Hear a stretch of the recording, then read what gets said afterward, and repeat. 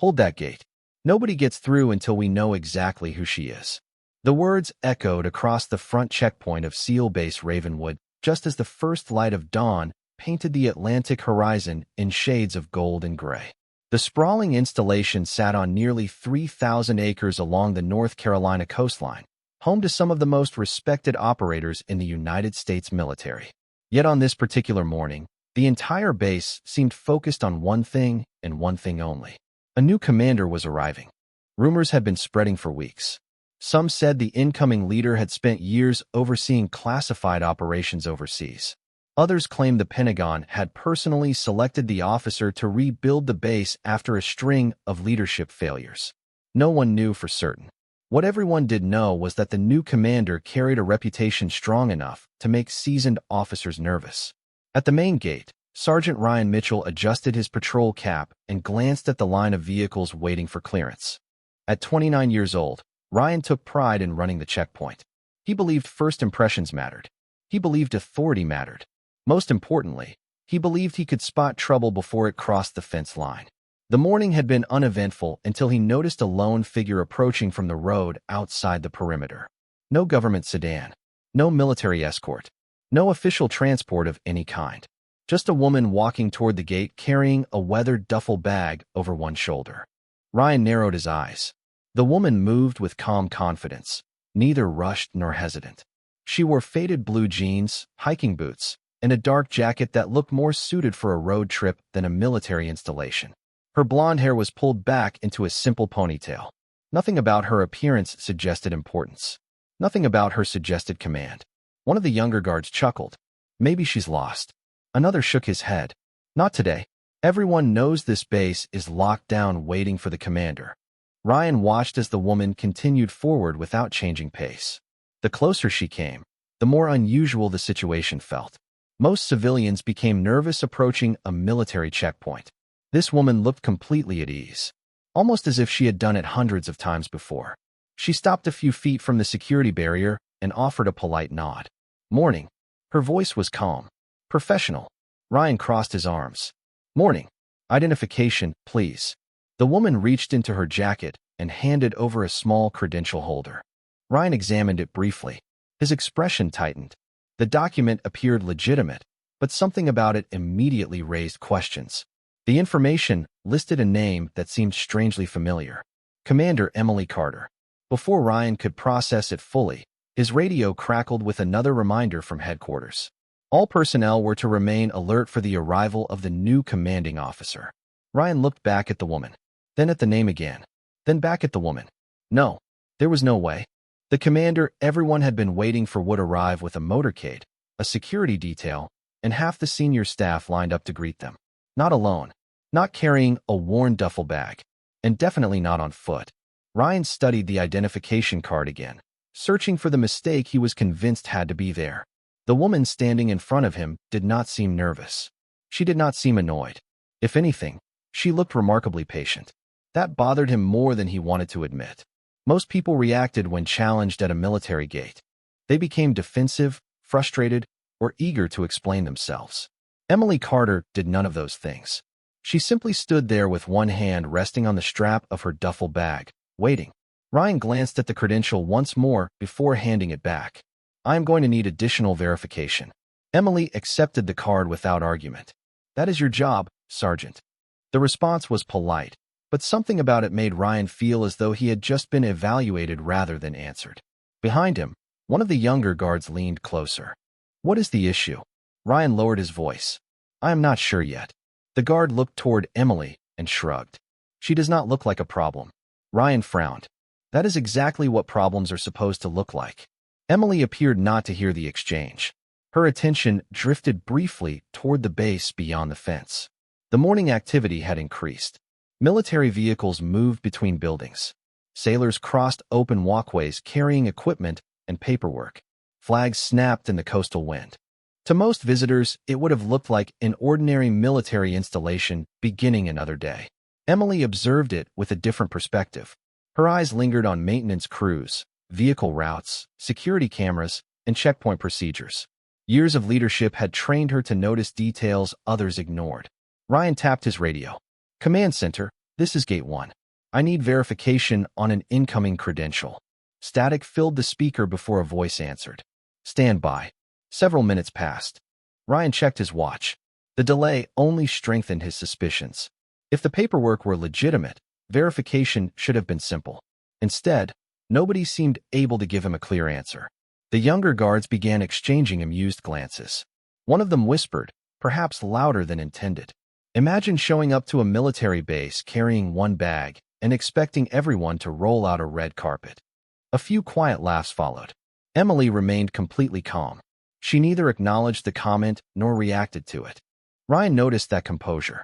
Most people would have felt embarrassed standing outside a secured gate while soldiers questioned their identity. Yet Emily seemed entirely comfortable. The longer she stood there, the more unsettled Ryan became. Another transmission crackled through the radio. Gate 1, be advised. Senior officers are assembling at headquarters. Continue holding all unusual entries until further notice. Ryan nodded. Copy that. He looked at Emily again. Looks like you will have to wait. That is fine, she said. I have waited longer for less important things. The answer sounded ordinary, yet it carried the quiet confidence of someone accustomed to responsibility. Ryan could not explain why, but he suddenly found himself wondering where she had served before arriving here. Across the base, preparations intensified. Vehicles were being positioned near headquarters. Uniforms were inspected. Schedules were adjusted. Everyone was preparing for the arrival of a commander they had never met. At the gate, Emily Carter stood alone beneath the morning sun, while the people waiting for her remained completely unaware that she had already arrived. Ryan had spent nearly 8 years in uniform, and during that time, he had learned to trust his instincts. The problem was that his instincts were beginning to argue with each other. One part of him insisted that Emily Carter was exactly what she appeared to be, an ordinary traveler with unusual paperwork. Another part kept reminding him that ordinary people did not stand outside a military checkpoint for nearly half an hour without showing the slightest sign of frustration. The coastal wind carried the scent of salt water across the entrance road as Ryan watched her from beneath the guard station canopy. Emily had not asked for special treatment. She had not demanded access. She had not called anyone for help. Instead, she stood quietly beside her duffel bag, occasionally glancing toward the base beyond the fence. Her patience was becoming impossible to ignore. A black pickup truck rolled toward the gate from inside the installation. A lieutenant lowered the window as Ryan stepped forward. Everything ready for the commander's arrival? The officer asked. Yes, sir, Ryan replied. We are maintaining checkpoint procedures. The lieutenant nodded before looking briefly toward Emily. Who is that? Still verifying credentials. Keep doing your job, the officer said before driving away. The exchange seemed routine, yet Ryan noticed something unusual. Emily had recognized the lieutenant before he arrived. Her eyes had shifted toward the vehicle several seconds before it came into view. It was a small detail, but it suggested a level of awareness that caught his attention. Meanwhile, activity around headquarters continued to increase. Staff vehicles crossed the base roads. Senior enlisted leaders moved between buildings carrying folders and tablets. Everyone was preparing for an important arrival. Rumors spread faster than official information. Some claimed the incoming commander had led operations on 3 continents. Others said the officer had been selected directly by Naval Special Warfare leadership after turning around another struggling installation. The stories grew larger with every retelling. At the gate, one of the younger guards looked toward Emily and laughed softly. If I were waiting for someone important, I would at least arrive in a government vehicle. Another guard agreed. Maybe she thinks confidence alone gets people through security. Ryan did not join the conversation. For some reason, the jokes no longer felt amusing. Emily finally looked toward the guards. Not with anger, not with embarrassment, simply with calm curiosity. Long morning? She asked. The question caught them off guard. Something like that, one guard answered. Emily nodded. The first few hours of a day usually tell you everything about an organization. Ryan found himself wondering what she saw when she looked at the base. Before he could ask, his radio crackled sharply. The command center operator sounded noticeably more urgent this time. Gate 1, status update requested immediately. Ryan picked up the handset. Gate 1 here. A brief pause followed. Then the operator spoke again. Remain at your position. Senior leadership is on the move. Repeat, Senior leadership is on the move. Ryan stared toward the headquarters complex. In the distance, several official vehicles had just emerged from the parking area. They were heading directly toward the main gate.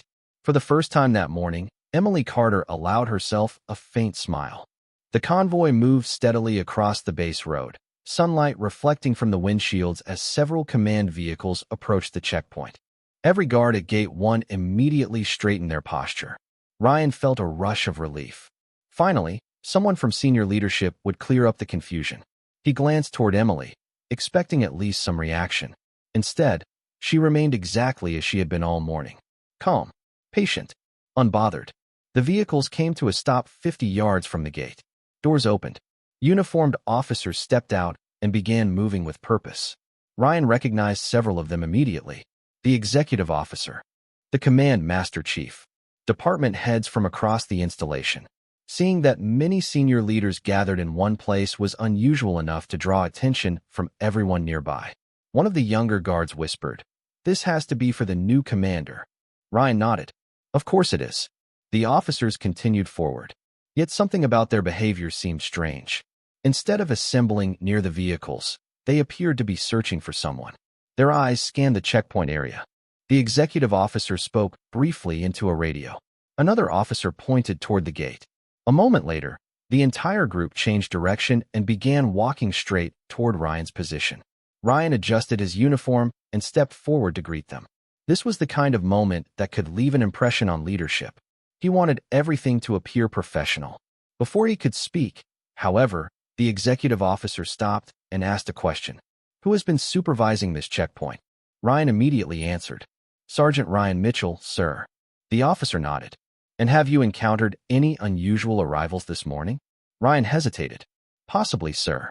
He gestured toward Emily. This individual arrived on foot carrying identification that raised verification concerns. Several officers turned their attention toward her. Ryan expected confusion. He expected questions.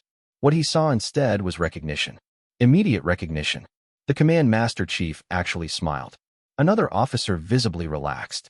The executive officer released a breath as though a problem had finally been solved. Ryan felt a knot form in his stomach. Emily picked up her duffel bag and calmly stepped forward.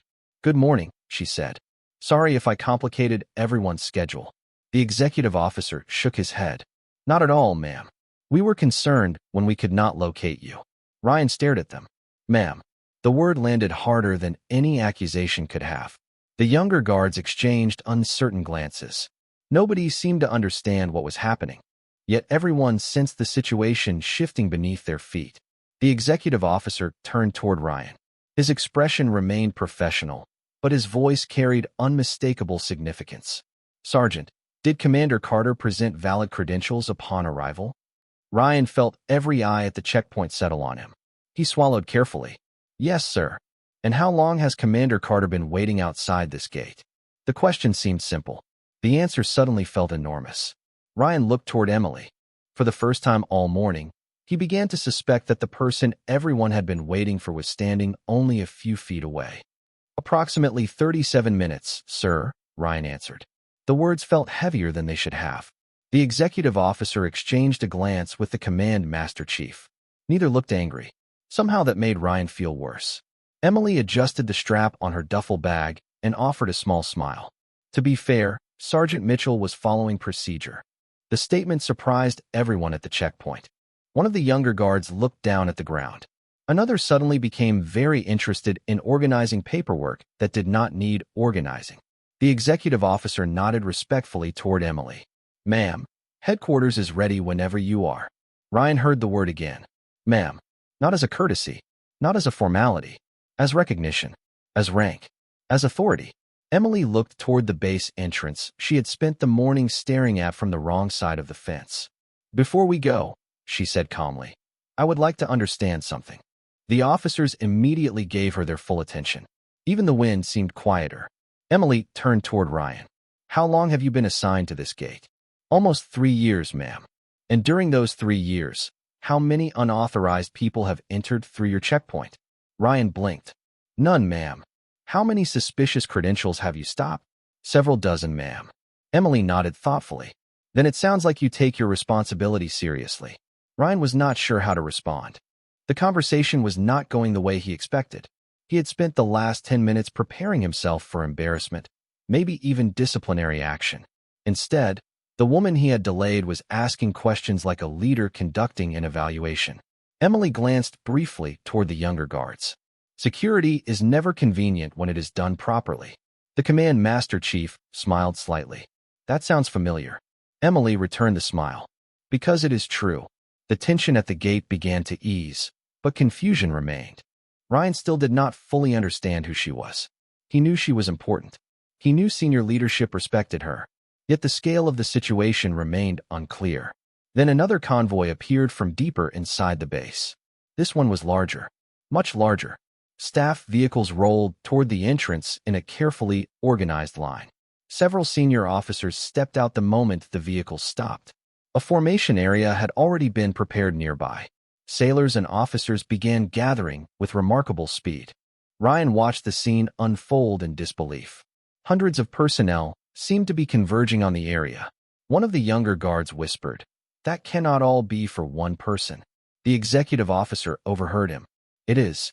The young guard immediately fell silent. Emily looked around the checkpoint one final time. Her eyes lingered briefly on the security procedures, the personnel assignments, and the condition of the gate facilities. Ryan recognized the look now. She was not observing as a visitor. She was assessing as a commander. The realization finally settled over him completely. All morning, while the base had been preparing for the arrival of its new leader, that leader had already been standing outside the fence watching everything. The walk from the gate to headquarters felt much longer than it actually was. Personnel across the installation paused whatever they were doing as Emily Carter moved through the center of the base accompanied by senior leadership. Conversations stopped. Vehicles slowed. Sailors standing near administrative buildings exchanged curious looks as they tried to identify the woman carrying a worn duffel bag, while some of the highest-ranking people on the installation treated her with unmistakable respect. Ryan remained at his post, but from the checkpoint, he could still see portions of the gathering crowd near headquarters. The entire scene felt unreal. Less than an hour earlier, he had viewed Emily as a potential security concern. Now the base seemed to be rearranging itself around her arrival. At the headquarters building, rows of personnel assembled with impressive speed. Uniforms were straightened. Formation lines tightened. Officers reviewed schedules one final time. The atmosphere carried the anticipation normally reserved for major inspections or command transitions. Emily observed everything quietly. The building itself showed signs of age. The landscaping was neat but inconsistent. Small details stood out immediately. A damaged sign near a walkway. A maintenance request that had clearly been delayed. Procedures that looked functional but lacked precision. Most people would never notice those things. Emily noticed all of them. The command master chief walked beside her. "I hope your trip here was not too difficult, ma'am." Emily smiled slightly. The trip was easy. The arrival was educational. The master chief laughed softly. "I had a feeling you might say that." They entered headquarters and moved toward the command conference room. Inside, department leaders were already waiting. Some appeared nervous. Others looked eager. Every one of them stood when Emily entered. She greeted them with simple professionalism rather than ceremony. One by one, introductions were made. Names, responsibilities, operational concerns, training statistics, readiness reports. Emily listened far more than she spoke. The officers gradually relaxed as the meeting continued. She did not arrive with dramatic speeches or impossible promises. Instead, she asked thoughtful questions. Questions about retention. Questions about training standards. Questions about leadership accountability. By the end of the meeting, many of the officers had already begun to understand why she had been selected. Several hours later, preparations for the official change of command ceremony were complete. Hundreds of personnel gathered in the parade area beneath a clear Carolina sky. Ryan stood among the formation assigned to security support. He could hardly focus on the ceremony itself. His thoughts kept returning to the checkpoint. Every detail replayed in his mind. The identification card, the waiting, the questions, the assumptions. Then the announcer's voice carried across the field. "Ladies and gentlemen, please welcome Commander Emily Carter." The crowd immediately came to attention. Ryan watched as Emily stepped onto the platform with the same calm confidence she had shown outside the gate. There was no dramatic transformation, no sudden change in appearance. She looked exactly the same as she had that morning. The only difference was that now everyone finally understood who they were looking at. The operations center remained unusually quiet after the briefing ended. Conversations that normally filled the room had faded into short whispers. Lieutenant Sarah Mitchell stood near the large digital map, reviewing the latest reconnaissance updates while officers moved around her with a noticeably different attitude. Only a few hours earlier, many of them had questioned her judgment. Now they watched her with a mixture of curiosity and respect. Major Thompson approached carrying a folder tucked beneath his arm. He stopped beside her and cleared his throat before speaking. "The patrol teams made it back safely," he said. "The route adjustments you recommended worked exactly as planned." Sarah nodded once. "Good. That is what matters." Thompson studied her expression. He had expected satisfaction, maybe even vindication. Instead, she looked focused on the next problem. It reminded him why experienced leaders often stood apart from everyone else. They did not spend time celebrating being right. They spent time preparing for what came next. Across the room, several younger officers exchanged glances. The same people who had laughed at her aircraft only days before were now reading reports that highlighted how her recommendations had prevented a serious operational failure. None of them seemed eager to mention the jokes anymore. Sarah noticed them, but said nothing. She had learned long ago that embarrassment was a powerful teacher. There was no need to make it worse. A communications specialist suddenly looked up from his station. "Ma'am, incoming transmission from command." The room turned toward the large screen. Moments later, the image of General Harrison appeared. His expression was calm, but there was unmistakable pride in his eyes. "Good afternoon, everyone," he began. "I have our." The following morning began before sunrise. A cool breeze moved across the airfield as maintenance crews prepared aircraft for another day of operations. Captain Sarah Mitchell arrived early, carrying a tablet loaded with mission updates. The first rays of sunlight reflected off the runway while technicians moved between hangars with practiced efficiency. For the first time since receiving her assignment, nobody laughed when she walked toward the Ghost Hawk. Instead, conversations paused. Heads turned. People watched quietly as she conducted her inspection. The change was subtle, but impossible to miss. Respect had replaced skepticism. Sarah completed her checks without acknowledging the attention. She ran her hand along the aircraft's dark surface and reviewed the system diagnostics. Every indicator showed green. Behind her, two younger pilots approached carefully. Lieutenant Davis was one of them. Only a week earlier, he had been among the loudest critics. Now he seemed uncomfortable. "Captain Mitchell?" he asked. Sarah looked up. "Yes." Davis hesitated before speaking. "I wanted to thank you." She waited. "The route recommendations from yesterday protected my flight team. If we had stayed on the original path, we would have flown directly into severe weather." Sarah nodded. "That is why we study every detail." The younger officer shifted his weight. "I guess I spent too much time judging things I did not understand." A faint smile crossed her face. "Most people do at some point. The important part is recognizing it." Davis nodded slowly. The conversation lasted less than a minute, but it carried more meaning than any formal ceremony. As the morning progressed, a new mission briefing brought the squadron together once again. This time the atmosphere felt completely different. Officers listened carefully when Sarah spoke. Questions replaced jokes. Curiosity replaced assumptions. Major Thompson stood beside the main display screen. "We have received a special assignment from command," he announced. A long-range evaluation exercise involving multiple squadrons. Several pilots exchanged interested looks. Evaluation exercises were highly competitive. Performance during these events often influenced future assignments and promotions. Thompson continued. General Harrison specifically requested Captain Mitchell's participation. The room became silent. Sarah remained calm, though she understood what that request meant. The Ghost Hawk program was entering a new phase. What had been hidden for years was slowly being tested in front of more people. After the briefing ended, Thompson caught up with her near the exit. "You know everyone is watching now," he said. "I know. Does that bother you?" Sarah considered the question. "Not really. The aircraft was never about proving people wrong." Thompson raised an eyebrow. "Then what was it about?" She glanced toward the distant hangar. "Proving what is possible." Later that afternoon, crews gathered near the runway as participating aircraft prepared for departure. Pilots climbed into cockpits while ground personnel completed final checks. The atmosphere carried the energy of something important. As engines powered up across the airfield, conversations shifted toward predictions about which aircraft would perform best. Yet for the first time, nobody dismissed the Ghost Hawk. The strange aircraft that had once been mocked now stood at the center of attention. Sarah settled into the cockpit and secured her harness.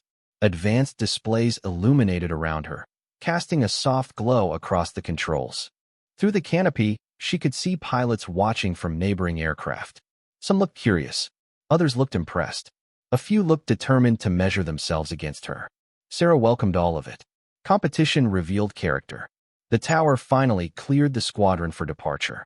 One by one, aircraft moved toward the runway. As the Ghost Hawk rolled forward, Sarah felt the familiar calm settle over her. The doubts were gone. The whispers had disappeared. Ahead of her waited the next test, and somewhere beyond the horizon, an opportunity to show that true capability never needed to announce itself. It only needed the right moment to be seen. The evaluation exercise lasted 3 days and stretched across thousands of square miles of restricted airspace. Squadrons from multiple installations participated, bringing together some of the most experienced pilots in the service. Every flight was monitored. Every decision was recorded. Every result was carefully analyzed by command. Captain Sarah Mitchell approached the challenge the same way she approached everything else. She focused on preparation rather than attention. While other pilots discussed rankings and predictions, she spent her evenings reviewing flight data and system reports. By the final day, the atmosphere across the airfield had become electric. Everyone knew the results would be announced that afternoon. Pilots gathered inside the main briefing auditorium.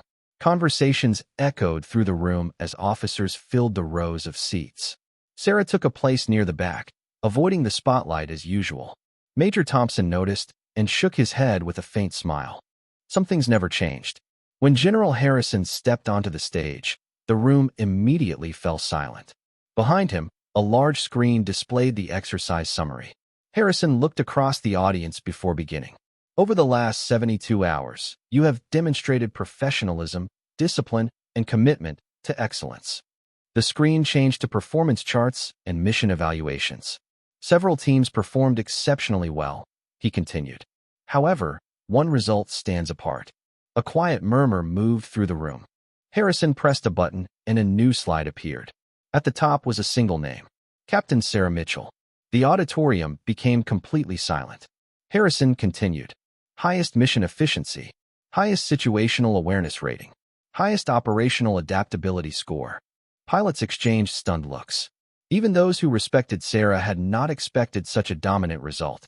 More importantly, Harrison said, these achievements were accomplished while operating a platform unlike anything else currently in service. He turned toward the audience. Many of you judged that aircraft before you understood it. Some judged the pilot before you understood her. Nobody moved. Nobody spoke. Harrison's voice remained calm. That is a mistake leaders cannot afford to make. Sarah felt dozens of eyes turned toward her. She remained composed, looking neither proud nor embarrassed. The general stepped away from the podium and addressed the room one final time. Innovation rarely arrives looking familiar. Excellence rarely announces itself. Sometimes the most valuable person in the room is the one everyone overlooks. The audience rose in a standing ovation. The sound filled the auditorium. Sarah stood slowly, acknowledging the applause with a respectful nod. Across the room, Lieutenant Davis was among the first to clap. Major Thompson joined him.